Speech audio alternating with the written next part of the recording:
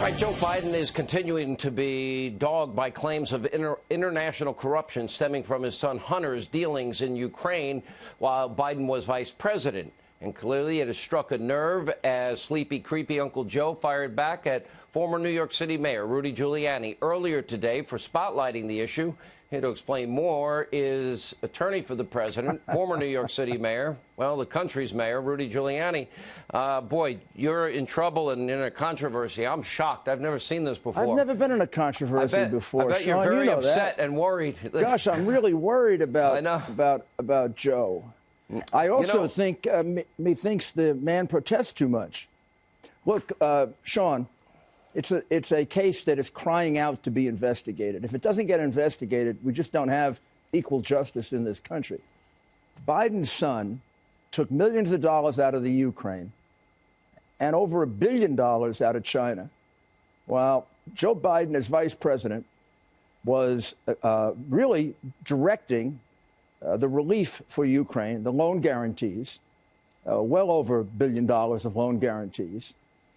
His son then got under investigation. Well, for good reason. He was working for the most corrupt company in Ukraine. He was working for a Ukrainian oligarch who was being protected by Putin, the same Putin that we've been hearing about all this time, right? Imagine that.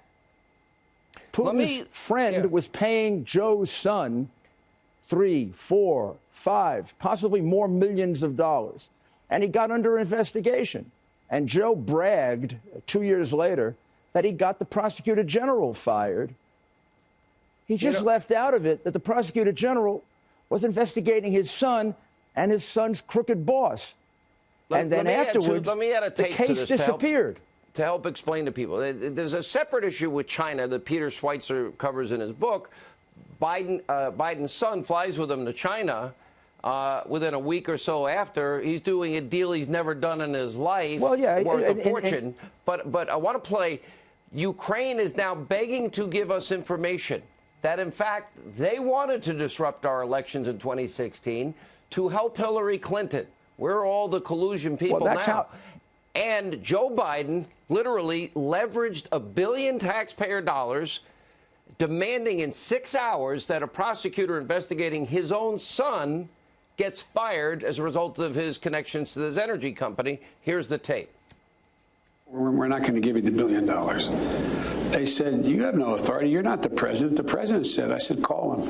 I said, I'm telling you, you're not getting the $1 billion. I said, you're not getting the $1 billion. I'm going to be leaving here. And I think it was, 6 hours? I said, I'm leaving in 6 hours. If the prosecutor's not fired, you're not getting the money. Oh, son of a got fired.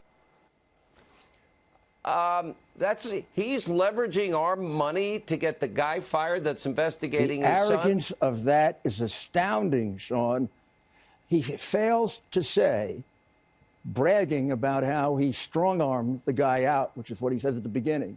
He fails to say that his son was under investigation for money laundering, that after he got the guy thrown out, his son and the crooked oligarch were both let out of the investigation. Now, the Ukrainians have reopened that investigation, and they have been trying to get this information to us for months.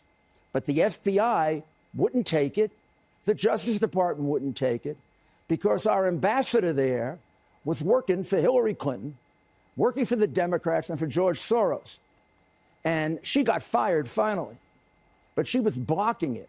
And there is overwhelming evidence of Ukrainian information being given to Democratic National Committee operatives and to Hillary operatives, and the conduit was our embassy in Ukraine.